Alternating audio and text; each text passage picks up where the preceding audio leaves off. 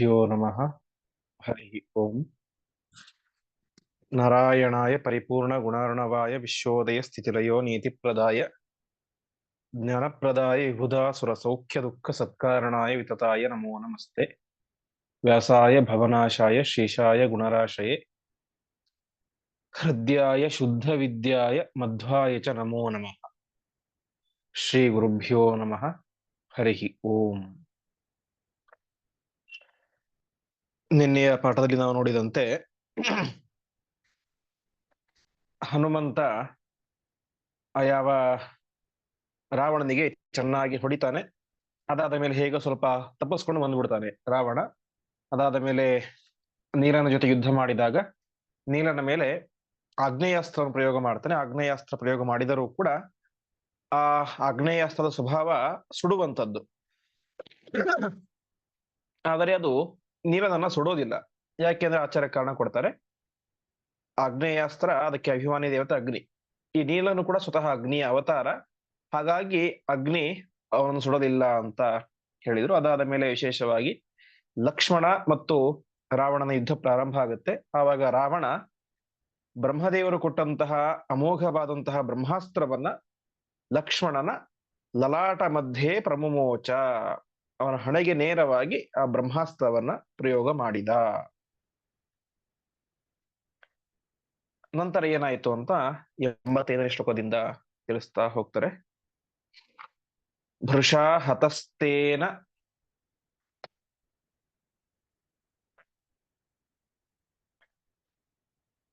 ಮುಮೋಹ ಲಕ್ಷ್ಮಣೋ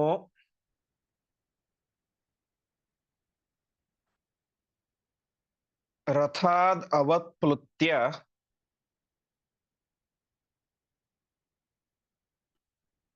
ದಶಾನನೋಪಿ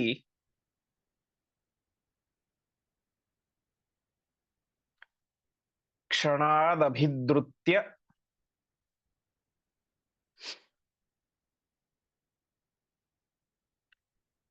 ಬಲಾತ್ ಪ್ರಗೃಹ್ಯ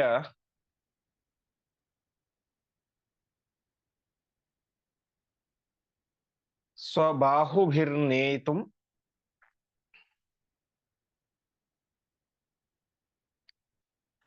ಇಮಂ ಸಮೈಚ್ಛತ್.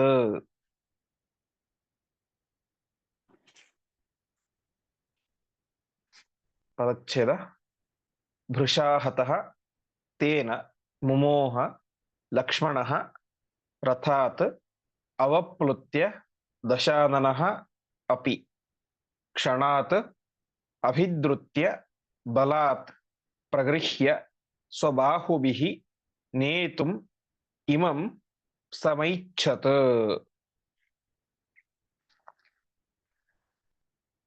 ತೇನ ಭೃಷಾಹತಃ, ತೇನ ಅಂದ್ರೆ ಆ ಅಸ್ತ್ರದಿಂದ, ಬ್ರಹ್ಮಾಸ್ತ್ರದಿಂದ ಭೃಷಾಹತಃ ಅದು ಚೆನ್ನಾಗಿ ಲಕ್ಷ್ಮಣ ಹೊಡಿತು.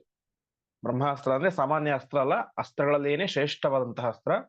ಅದರಿಂದ ಭೃಷ ಚೆನ್ನಾಗಿ ಹೊಡೆಸಿಕೊಂಡಂತಹ ಲಕ್ಷ್ಮಣ ಏನಾದ, ಮುಮೋಹ ಮೂರ್ಛೆಗೊಳಗಾಗಿ ಬಿಟ್ಟ. ಆ ಸಂದರ್ಭದಲ್ಲಿ ಏನ್ ಮಾಡಿದ, ದಶಾನನೋಪಿ ರಥಾದ್ ಅವಪ್ಲುತ್ಯ, ರಾವಣ ರಥದಲ್ಲಿ ಇದ್ಕೊಂಡು ಬ್ರಹ್ಮಾಸ್ತ್ರ ಪ್ರಯೋಗ ಮಾಡಿದ್ದ.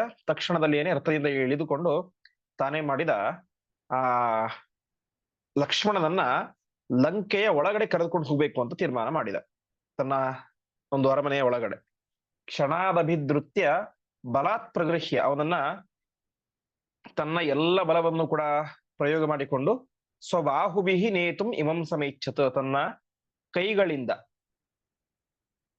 ಇಲ್ಲಿ ಬಾಹುಭಿಹಿ ಅಂತ ಹೇಳಿದ್ದಾರೆ ಅಂದ್ರೆ ಬಹುವಚನ, ಅರ್ಥಾತ್ ಎರಡು ಕೈಗಳಿಂದ ಅಲ್ಲ, ತನ್ನ 20 ಕೈಗಳಿಂದ ಏನ್ ಮಾಡಿದ, ಅವನನ್ನ ಎತ್ತುಕೊಂಡು ಹೋಗ್ಬೇಕು ಅಂತ ಸಮೈಚ್ಛತ್ ಇಚ್ಛೆ ಪಟ್ಟ. ಹೀಗೆ ಬ್ರಹ್ಮಾಸ್ತ್ರದಿಂದ ಲಕ್ಷ್ಮಣ ಮೂರ್ಛೆ ಹೊಂದು ಬಿಟ್ಟ, ಅವನನ್ನು ಎತ್ತಿಕೊಂಡು ಹೋಗ್ಬೇಕು ಅಂತ ರಾವಣ ಇಚ್ಛೆ ಪಟ್ಟ. ಆ ಸಂದರ್ಭದಲ್ಲಿ ಏನಾಯ್ತು ಅಂತ ಮತ್ತೆ ತಿಳಿಸ್ತಾ ಇದ್ದಾರೆ. ಸಂಪ್ರಾಪ್ಯ ಸನ್ಯಾಂ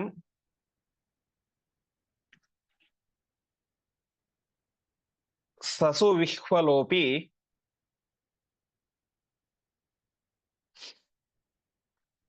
ಸಸ್ಮಾರ ರೂಪಂ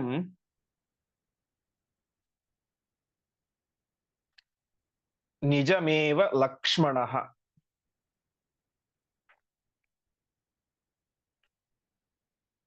ಶೇಷಂ ಹರೇಃ ಅಂಶ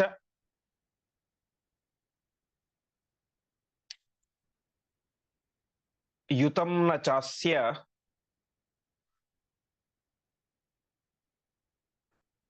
ಸ ಚಾಲನಾಯಾಪಿ ಶಶಾಕ ರಾವಣಃ.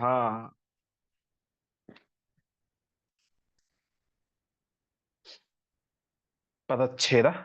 ಸಂಪ್ರಾಪ್ಯ ಸಂಜ್ಞಾಂ ಸಹ ಸುವಿಹ್ವಲಃ ಅಪಿ ಸಸ್ಮಾರ ರೂಪಂ ನಿಜಂ ಏವ ಲಕ್ಷ್ಮಣಃ ಶೇಷಂ ಹರೇಃ ಅಂಶಯುತಂ ನ ಚ ಅಸ್ಯ ಸಹ ಚಾಲನಾಯ ಅಪಿ ಶಶಾಕ ರಾವಣಃ. ಲಕ್ಷ್ಮಣ ಸುವಿಹ್ವಲಃ ತುಂಬಾ ಸುಸ್ತಾಗಿ ಬಿಟ್ಟಿದ್ದ. ಬ್ರಹ್ಮಾಸ್ತ್ರದ ಹೊಡೆತದಿಂದ ತುಂಬಾ ವಿಹ್ವಲನಾಗಿ ಬಿಟ್ಟಿದ್ದ, ಅರ್ಥಾತ್ ತುಂಬಾ ನೊಂದು ಬಿಟ್ಟಿದ್ದ, ನೋವಾಗಿ ಬಿಟ್ಟಿತ್ತು, ತುಂಬಾ ಪೆಟ್ಟು ಅನುಭವಿಸಿದ್ದ. ಆ ಸಂದರ್ಭದಲ್ಲಿ ಅವನಿಗೇನಾಯ್ತು, ಸಂಪ್ರಾಪ್ಯ ಸಂಧ್ಯಾಂ, ರಾವಣ ಎತ್ಕೊಂಡು ಹೋಗ್ಬೇಕಂತ ಪ್ರಯತ್ನ ಮಾಡ್ತಾ ಇದ್ದಾನೆ. ಆವಾಗ ಅವನಿಗೆ ಸಂಜ್ಞೆ ಬಂತು, ಎಚ್ಚರ ಬಂತು. ಎಚ್ಚರ ಬಂದಾಗ ತಾನೇನ್ ಮಾಡಿದ, ಸಸ್ಮಾರ ರೂಪಂ ನಿಜಮೇವ ಲಕ್ಷ್ಮಣ ಶೇಷಂ ಹರೇಃ ಅಂಶಯುತಂ, ತನ್ನ ನಿಜಂ ರೂಪಂ ನಿಜವಾದ ರೂಪ ಅರ್ಥಾತ್ ಮೂಲ ರೂಪವಾದಂತಹ ಹರೇಃ ಅಂಶಯುತಂ ಶೇಷಂ, ಪರಮಾತ್ಮನ ವಿಶೇಷ ಸನ್ನಿಧಾನ ಇರುವಂತಹ ಅರ್ಥಾತ್ ಸಂಕರ್ಷಣ ರೂಪಿಯಾದಂತಹ ಪರಮಾತ್ಮನ ಸನ್ನಿಧಾನ ಇರುವಂತಹ ಶೇಷನನ್ನ ತಾನೇನ್ ಮಾಡಿದ, ಸಸ್ಮಾರ ನೆನೆಸಿಕೊಂಡ. ಅರ್ಥಾತ್ ಪರಮಾತ್ಮನಿಂದ ಪರಮಾತ್ಮನ ಸಂಕರ್ಷಣ ರೂಪಿ ಸನ್ನಿಧಾನ ಇರುವಂತಹ ತನ್ನ ಮೂಲ ರೂಪವಾದಂತಹ ಶೇಷ ರೂಪವನ್ನ ಅವನು ನೆನೆಸಿಕೊಂಡ. ಆ ರೀತಿಯಾಗಿ ನೆನೆಸಿಕೊಂಡಾಗ ಏನಾಯ್ತು, ಅವನಿಗೆ ಇನ್ನಷ್ಟು ವಿಶೇಷವಾದ ಶಕ್ತಿ ಬಂತು.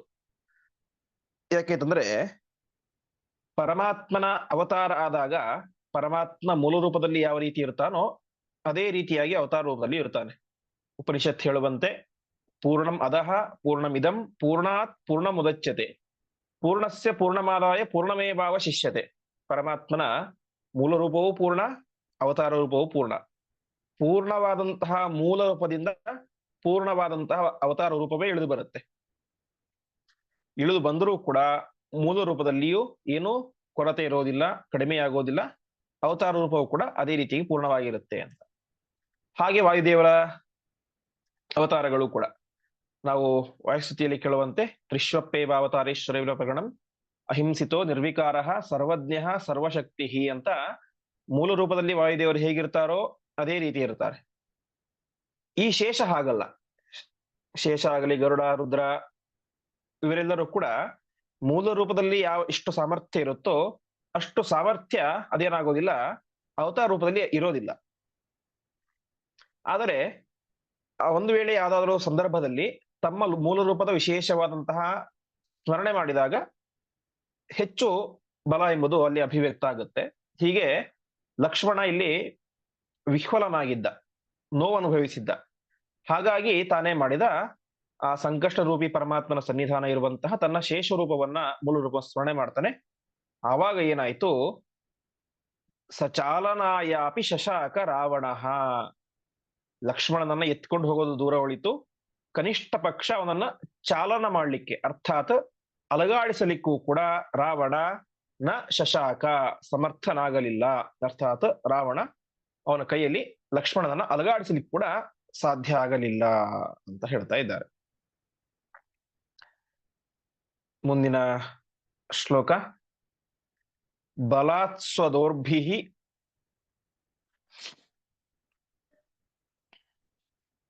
ಪ್ರತಿಗೃಹ್ಯ ಚಾಖಿಲೈಃ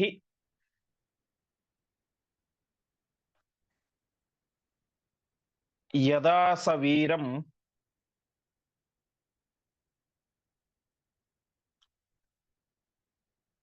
ಪ್ರಚಕರ್ಷ್ಯ ರಾವಣಃ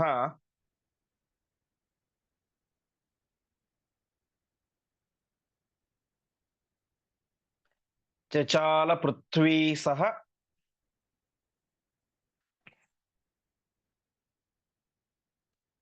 ಮೇರುಮಂದರ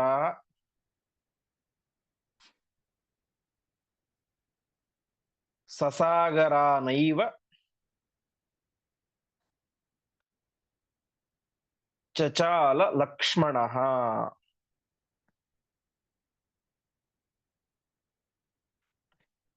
ಪದಚ್ಛೇದ. ಬಲಾತ್ ಸ್ವದೋರ್ಭಿಃ ಪರಿಗೃಹ್ಯ ಚ ಅಖಿಲೈಃ ಯದಾ ಸಹ ವೀರಂ ಪ್ರಚಕರ್ಷ ರಾವಣಃ ಚಚಾಲ ಪೃಥ್ವೀ ಸಹ ಮೇರುವಂದರ ಸಸಾಗರ ನ ಏವ ಚಚಾಲ ಲಕ್ಷ್ಮಣಃ. ರಾವಣ ತನ್ನ ಎಲ್ಲ ಬಲವನ್ನೂ ಪ್ರಯೋಗ ಮಾಡಿ ತನ್ನ 20 ಕೈಗಳಿಂದ ತಾನೇ ಮಾಡಿದ ಲಕ್ಷ್ಮಣನನ್ನ ಎತ್ತಿಕೊಳ್ಬೇಕು ಅಂತ ಪ್ರಯತ್ನ ಪಟ್ಟ. ಬಲಾತ್ ಸ್ವದೋರ್ಭಿಹಿ, ತನ್ನ ದೋರ್ಭಿಹಿ ಅಂದ್ರೆ ಕೈಗಳಿಂದ, ಅಖಿಲೈಹಿ ಎಲ್ಲ ಕೈಗಳಿಂದ, ಒಂದು ಕೈಯಲ್ಲ, ಎರಡು ಕೈಯಲ್ಲ, ಮೂರು ಕೈಯಲ್ಲ, 20 ಕೈಗಳಿಂದ ವೀರಂ ಮಹಾಪರಾಕ್ರಮಿಯಾದಂತಹ ಆ ಲಕ್ಷ್ಮಣನನ್ನ ಎತ್ತಬೇಕು ಅಂತ ಪ್ರಯತ್ನ ಪಟ್ಟ. ಆ ರೀತಿ ಪ್ರಯತ್ನ ಪಟ್ಟಾಗ ಏನಾಯ್ತು, ಸಹ ಮೇರುಮಂದರ ಸಸಾಗರ ಪೃಥ್ವಿ ಚಚಾಲ, ಅನೇಕ ಪರ್ವತಗಳಿಂದ ಕೂಡಿದ, ಅನೇಕ ಸಮುದ್ರಗಳಿಂದ ಕೂಡಿದಂತಹ ಸಸಾಗರ, ಪರ್ವತ ಸಮುದ್ರಗಳಿಂದ ಕೂಡಿದಂತಹ ಪೃಥ್ವಿ ಚಚಾಲ, ಸಮಗ್ರ ಭೂಮಿಯೇನೆ ಒಂದು ಸಲ ಅಲುಗಾಡಿತು. ಆದರೆ ನೈವ ಚಚಾಲ ಲಕ್ಷ್ಮಣ, ಲಕ್ಷ್ಮಣ ಮಾತ್ರ ಅಲುಗಾಡಲಿಲ್ಲ. ಅಂದ್ರೆ ಲಕ್ಷ್ಮಣನನ್ನ ಅವನ ಕೈಲಿ ಅಲುಗಾಡಿಸ್ಲಿಕ್ಕೆ ಸಾಧ್ಯ ಆಗಲಿಲ್ಲ. ಯಾಕಾಯ್ತಂದ್ರೆ ಲಕ್ಷ್ಮಣನಲ್ಲಿ ಈಗ ಆ ಶೇಷ ರೂಪದ ಸನ್ನಿಧಾನ ಹೆಚ್ಚು ಅಭಿವ್ಯಕ್ತ ಆಗಿದೆ. ಹಾಗಾಗಿ ಎಷ್ಟು ಪ್ರಯತ್ನ ಮಾಡಿದರೂ ಕೂಡ ಅವನ ಕೈಯಲ್ಲಿ ಭೂಮಿನ ಅಲುಗಾಡಿಸ್ಲಿಕ್ಕೆ ಸಾಧ್ಯ ಆದರೂ ಕೂಡ ಲಕ್ಷ್ಮಣನನ್ನ ಅಲುಗಾಡಿಸಲಿಕ್ಕೆ ಸಾಧ್ಯವೇ ಆಗಲಿಲ್ಲ. ಮುಂದಿನ ಶ್ಲೋಕ. ಸಹಸ್ರ ಮೂರ್ಧ್ನೋಸ್ಯ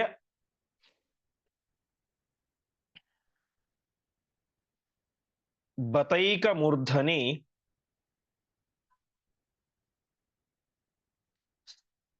ಸಸಪ್ತ ಪಾತಾಲ ಗಿರೀಂದ್ರ ಸಾಗರಾಹ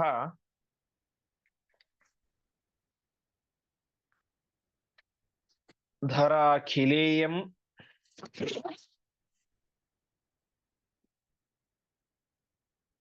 ನನು ಸರ್ಷಪಾಯತಿ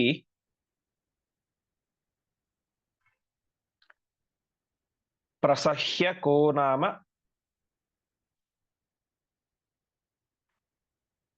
ಹರೇತ್ ತಮೇನಂ.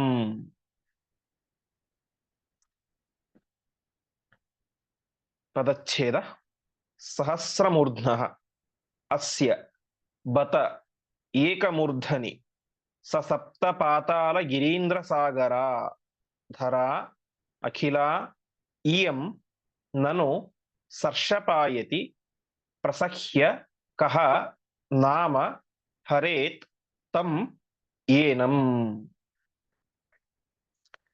ಎಂಥವನು ಈ ಲಕ್ಷ್ಮಣ ಮೂಲ ರೂಪದಲ್ಲಿ? ಸಹಸ್ರ ಮೂರ್ಧ, ಮೂರ್ಧ ಅಂದ ತಲೆ, 1000 ಹೆಡೆಯ ತಲೆಯ ವ್ಯಕ್ತಿ ಅದು ಶೇಷ.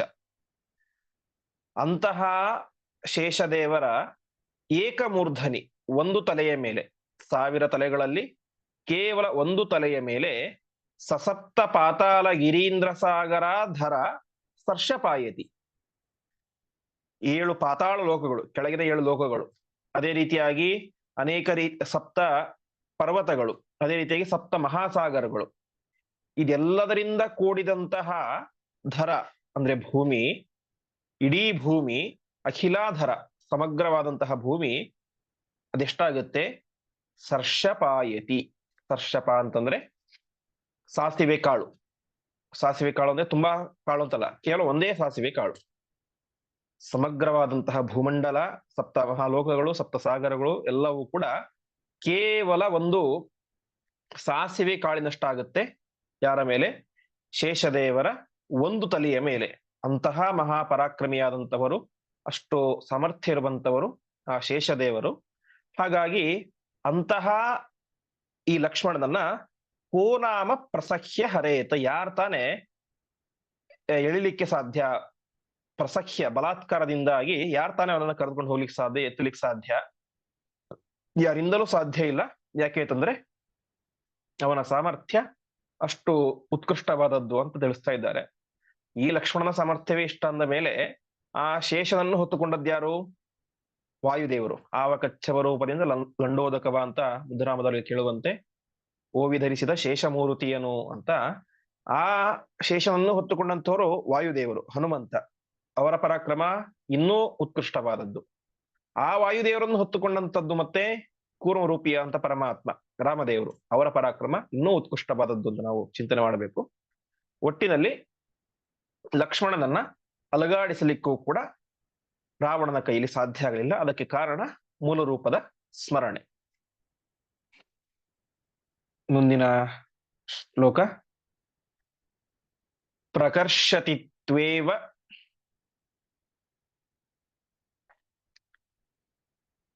ನಿಶಾಚರೇಶ್ವರೇ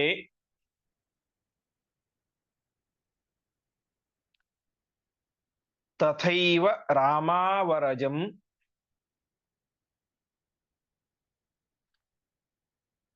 ತ್ವರಾನ್ವಿತಃ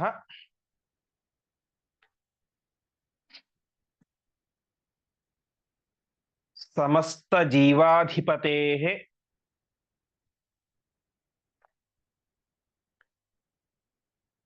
ಪರಾತನುಃ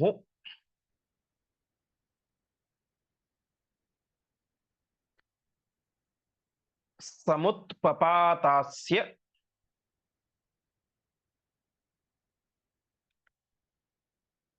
ಪುರೋ ಹನುಮಾನ್.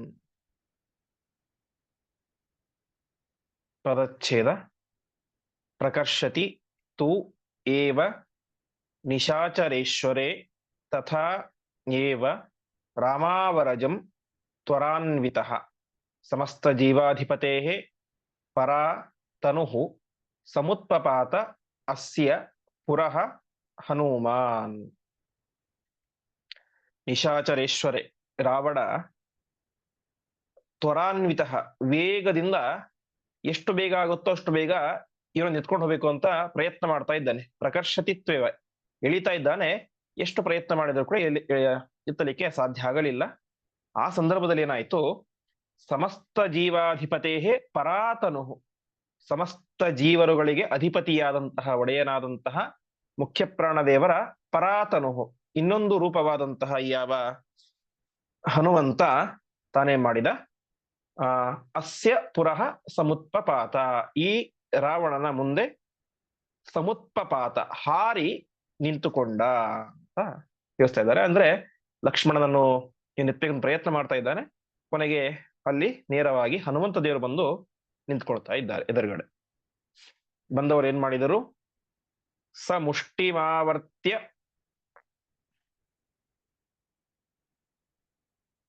ಚ ವಜ್ರಕಲ್ಪಂ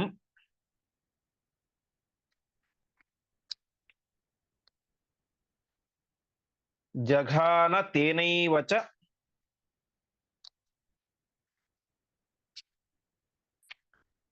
ರಾವಣಂ ವೃಷಾ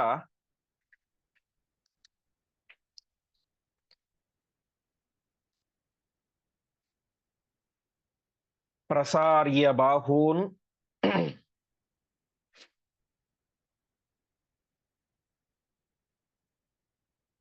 ಅಖಿಲೈರ್ಮುಖೈರ್ವಮನ್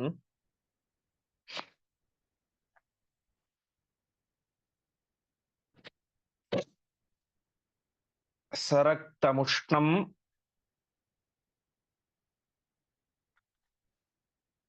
ವ್ಯಸುವತ್ ಪ್ರಪಾತ.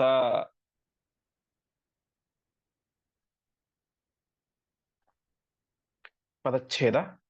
ಸಹ ಮುಷ್ಟಿಂ ಆವರ್ತ್ಯ ಚ ವಜ್ರಕಲ್ಪಂ ಜಘಾನ ತೇನ ಏವ ಚ ರಾವಣಂ ವೃಷ ಪ್ರಸಾರ್ಯ ಬಾಹೂನ್ ಅಖಿಲೈಃ ಮುಖೈಃ ವಮನ್ ಸಹ ರಕ್ತಂ ಉಷ್ಣಂ ವ್ಯಸುವತ್ ಪಪಾತ. ಬಂದಂತಹ ಹನುಮಂತ ಏನ್ ಮಾಡಿದ? ವಜ್ರಕಲ್ಪ ಮುಷ್ಟಿಮಾವೃತ್ಯ, ವಜ್ರಾಯುಧಕ್ಕೆ ಸಮಾನವಾದಂತಹ ತನ್ನ ಮುಷ್ಟಿ ಏಟಿನಿಂದಾಗೇನೆ ಅದನ್ನ ವೃಷಾ ಆವರ್ತ್ಯ, ತುಂಬಾ ಕೋಪದಿಂದಾಗಿ ಚೆನ್ನಾಗಿ ತಿರುಗಿಸಿ ತಾನೇ ಮಾಡಿದರು ರಾವಣಂ ಜಘಾನ, ಆ ಮುಷ್ಟಿಯೇಟಿನಿಂದಲೇನೆ ರಾವಣನನ್ನು ಚೆನ್ನಾಗಿ ಹೊಡೆದ. ಆ ಹೊಡೆದ ಏಟಿಗೆ ಏನಾಯ್ತು, ಆ ರಾವಣ ಪ್ರಸಾರ್ಯ ಬಾಹುನ್, ತನ್ನ ಎಲ್ಲ ಕೈಗಳನ್ನ ಚೆಲ್ಲಿ ಕುತ್ಕೊಂಡ್ಬಿಟ್ಟ.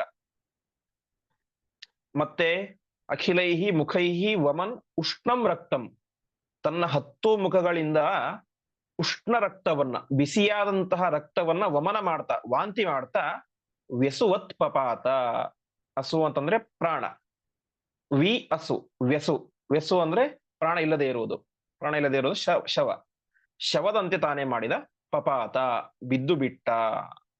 ಹೀಗೆ ಸಾಮಾನ್ಯವಾಗಿ ರಕ್ತ ಯಾವಾಗ ಬಿಸಿ ಆಗುತ್ತೆ ಅಂದ್ರೆ, ನಾವು ಕೇಳಿದೆ ಕುದಿಯುವ ರಕ್ತ ಹಾಗೆ ಹೇಗೆ ಅಂತ, ತುಂಬಾ ಸಿಟ್ಟು ಬಂದಾಗ ಗಲಾಟೆ ಮಾಡ್ತಿರ್ಬೇಕಾದ್ರೆ ರಕ್ತ ಸಹಜವಾಗಿ ಬಿಸಿ ಆಗುತ್ತೆ. ಈ ರಾವಣ ಅಂತೂ ಜೋರಾಗಿ ಯುದ್ಧ ಮಾಡ್ತಾ ಇದ್ದಾನೆ, ಮೊದಲೇ ದುಷ್ಟ ಸ್ವಭಾವದ ರಾಕ್ಷಸ. ಹಾಗಾಗಿ ಆ ರಕ್ತಂ ಉಷ್ಣಂ, ಬಿಸಿಯಾದಂತಹ ರಕ್ತವನ್ನ ವಮನ ಮಾಡ್ತಾ ತಾನು ಬಿದ್ದು ಬಿಟ್ಟ. ಹೀಗೆ ಹನುಮಂತ ದೇವರು ಒಂದೇ ಒಂದು ಮುಷ್ಟಿಯೇಟಿನಿಂದಾಗಿ ಆ ರಾವಣನ ನಿಗ್ರಹವನ್ನ ಮಾಡ್ತಾ ಇದ್ದಾರೆ. ಮುಂದಿನ ಶ್ಲೋಕ. ನಿಪಾತ್ಯ ರಕ್ಷೋಧಿಪತಿಂ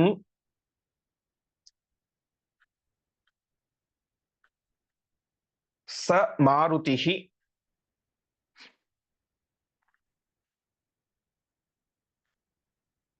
ಪ್ರಗೃಹ್ಯ ಸೌಮಿತ್ರಿಂ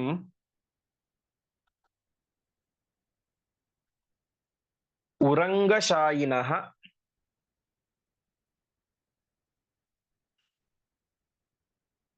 ಜಗಾಮ ರಾಮಾಖ್ಯ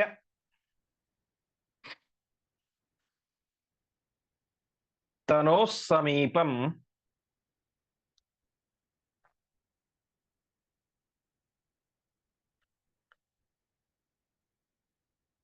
ಸೌಮಿತ್ರಿಮುದ್ಧರ್ತುಂ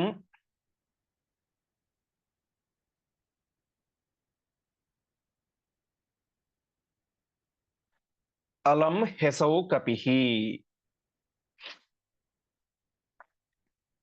ಪದಚ್ಛೇದ.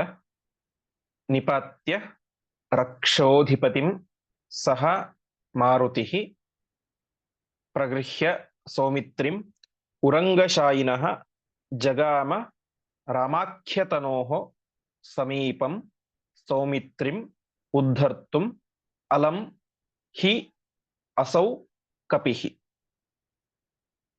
ಹನುಮಂತ ಏನ್ ಮಾಡಿದ, ಹೀಗೆ ರಕ್ಷೋಧಿಪತಿಯನ್ನ, ರಾಕ್ಷಸರ ಒಡೆಯನಾದಂತಹ ರಾವಣನನ್ನ ನಿಪಾತ್ಯ ಬೀಳಿಸಿ ಏನ್ ಮಾಡಿದ, ಸೌಮಿತ್ರಿಂ, ಸೌಮಿತ್ರಿ ಅಂತಂದ್ರೆ ಸುಮಿತ್ರಿಯ ಮಗನಾದಂತಹ ಲಕ್ಷ್ಮಣನನ್ನ ಪ್ರಗೃಹ್ಯ ತಾನು ಹಿಡಿದುಕೊಂಡು ಎಲ್ಲಿಗೆ ಬಂದ, ಉರಂಗಶಾಯಿನಃ ರಾಮಾಖ್ಯತನೋಹೋ ಸಮೀಪಂ ಜಗಾಮ. ಉರಂಗಶಾಯಿ ಅಂದ್ರೆ ಶೇಷಶಾಯಿ, ಶೇಷಶಾಯಿಯಾದಂತಹ ರಾಮಾಖ್ಯತನೋಹೋ, ರಾಮ ಎನ್ನುವಂತಹ ರೂಪವನ್ನು ಧರಿಸಿದಂತಹ ಪರಮಾತ್ಮನ ಬಳಿ ಹನುಮಂತ ಶೇಷ ಅವತಾರಿಯಾದಂತಹ ಲಕ್ಷ್ಮಣನನ್ನು ಎತ್ತುಕೊಂಡು ಬಂದ ಅಂತ. ಅಂದ್ರೆ ಆಚಾರ್ಯರು ಇಲ್ಲಿ ಒಂದು ಚಮತ್ಕಾರ ಪ್ರಯೋಗ ಮಾಡಿದ್ದಾರೆ ಅಷ್ಟೇ. ಇಲ್ಲಿ ಬಿದ್ದಂಥವನು ಲಕ್ಷ್ಮಣ, ಆ ಲಕ್ಷ್ಮಣನನ್ನ ಎತ್ತಿಕೊಂಡು ಆ ಲಕ್ಷ್ಮಣನ ಮೇಲೆ ಮಲಗಿರುವಂತಹ, ಅರ್ಥಾತ್ ಶೇಷಶಾಯಿ ಮೂಲ ರೂಪದಲ್ಲಿ ಮಲಗಿರುವಂತಹ ರಾಮದೇವರ ಹತ್ರ ಕರೆದುಕೊಂಡು ಬಂದ. ಇನ್ನೊಂದು ವಿಚಾರನ ಆಚಾರ್ಯರು ಪ್ರಮೇಯವನ್ನು ಹೇಳ್ತಾ ಇದ್ದಾರೆ. ಸೌಮಿತ್ರಿ ಮುದ್ಧರ್ತು ಮಲೌ ಹಿ ಅಸೌ ಕಪಿಹಿ. ಸೌಮಿತ್ರಿಯನ್ನ ಅಂದ್ರೆ ಲಕ್ಷ್ಮಣನನ್ನ ಹೊತ್ತುಕೊಂಡು ಹೋಗ್ಲಿಕ್ಕೆ, ಉದ್ಧರ್ತುಂ ಹೊರಲಿಕ್ಕೆ, ಕಪಿಹಿ ಅಲಂ ಹಿ ಹನುಮಂತ ಅತ್ಯಂತ ಸಮರ್ಥ. ಹಿ ಅಂತಂದ್ರೆ ಇದು ಪ್ರಸಿದ್ಧ ಅಂತ, ಅಂದ್ರೆ ನಮಗೆಲ್ಲ ಗೊತ್ತೇ ಇರುವಂತೆ ಆ ಶೇಷ ಹೊತ್ತುಕೊಂಡಿದ್ದಾನೆ, ಆ ಶೇಷನನ್ನು ಹೊತ್ತುಕೊಂಡಂತ ಯಾರು, ಈ ವಾಯುದೇವರು. ಹಾಗೆ ಮೂಲ ರೂಪದಲ್ಲಿಯೇ ಹೊತ್ತುಕೊಂಡಿದ್ದಾರೆ, ಹೀಗೆ ಅದು ಪ್ರಸಿದ್ಧ ಅಂತ, ಹೀಗೆ ಒಂದು ಪ್ರಮೇಯವನ್ನು ಕೂಡ ತಿಳಿಸ್ತಾ ಇದ್ದಾರೆ. ಹೀಗೆ ಹನುಮಂತ ಮೂಲ ರೂಪದಲ್ಲಿಯೂ ಶೇಷನನ್ನು ಹೊತ್ತುಕೊಂಡಂತೆ ಇಲ್ಲಿಯೂ ಕೂಡ ಆ ಲಕ್ಷ್ಮಣನನ್ನ ಹೊತ್ತುಕೊಂಡು ರಾಮದೇವರ ಹತ್ರ ಬಂದ. ಯಾರು ಲಕ್ಷ್ಮಣ ಮೂಲ ರೂಪ ನೆನೆದಿದ್ರು ಕೂಡ ಅವನಿಗೆ ಇನ್ನೂ ಅಷ್ಟು ಸುಸ್ತು ಹೋಗಿರ್ಲಿಲ್ಲ, ಆ ಬ್ರಹ್ಮಾಸ್ತ್ರದ ಪ್ರಭಾವ ಕಡಿಮೆ ಆಗಿರ್ಲಿಲ್ಲ, ಇನ್ನೂ ಒಂದು ರೀತಿ ವಿಫಲನಾದಂತೆ ಇದ್ದ, ಶ್ರಮ ಜಾಸ್ತಿ ಆಗಿತ್ತು. ಆ ರೀತಿಯಾದಂತಹ ಶ್ರಮವನ್ನ ರಾಮದೇವರ ಮುಂದೆ ಪರಿಹಾರ ಮಾಡ್ತಾ ಇದ್ದಾರೆ. ಸರಾಮ ಸಂಸ್ಪರ್ಶ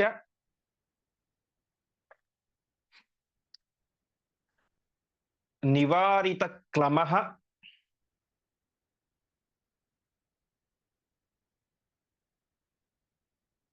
ಸಮುತ್ಥಿತಸ್ತೇನ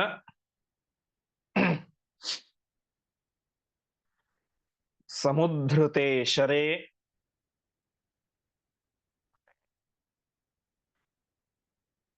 ಬಭೌ ಯಥಾ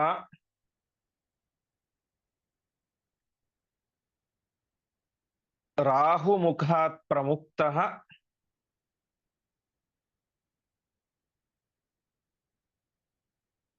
ಶಶಿ ಸುಪೂರ್ಣೋ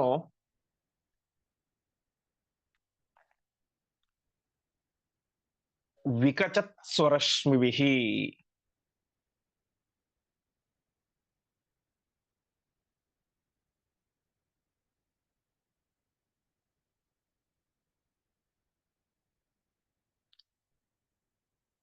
ಪದಚ್ಛೇದ ಸಹ ರಾಮ ಸಂಸ್ಪರ್ಶ ನಿವಾರಿತ ಕ್ಲಮಃ ಸಮುತ್ಥಿತಃ ತೇನ ಸಮುದ್ಧೃತೆ ಶರೆ ಬಭೌ ಯಥಾ ರಾಹುಮುಖಾತ್ ಪ್ರಮುಕ್ತಃ ಶಶಿ ಸುಪೂರ್ಣಃ ವಿಕಚತ್ ಸ್ವರಶ್ಮಿಭಿಃ. ರಾಮದೇವರ ಹತ್ರ ಕರೆದುಕೊಂಡು ಬಂದು ಮಲಗಿಸಿದ.